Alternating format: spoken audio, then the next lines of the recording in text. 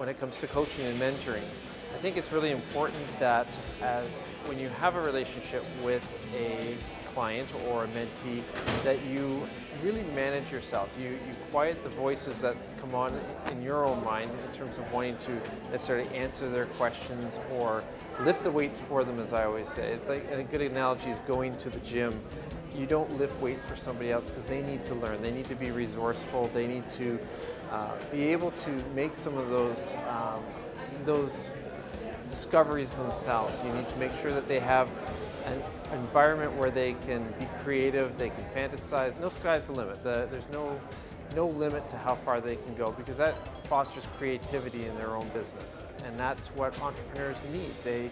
They need to be able to be self-driven. They need to be able to discover. They need to succeed. They need to fail. And then you need to celebrate both of those. Be a guide, not a Sherpa.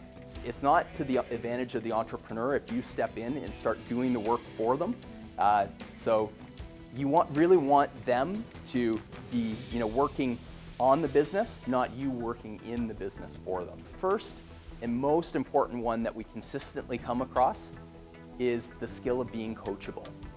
Now, does anybody recognize who the guy on the right-hand side there is? Yeah, this is LeBron James. So this is a picture of LeBron James 2 summers ago, about 2 games before the gold medal match of the Summer Olympics. And CNN did an interview with his coach, Mike Krzyzewski. And the question they asked him is, what is it that makes LeBron absolutely the best player in the world of basketball? And so what his coach said was, what makes LeBron the best is LeBron is the most coachable. We all think we're good listeners, but it's our own assumptions about what is real that actually gets in our way of being able to listen fully to what the other person is saying. So we talk about authenticity a lot today in our panel discussion. And in fact, what's going on is most of the time we see the world through our own perspective. And so the number one job of a mentor in particular at the beginning is to switch perspective, to be able to turn that stuff off. And a mentee, and I think a few people said this too, Barb said, you have to be willing to be able to just be open and let things go.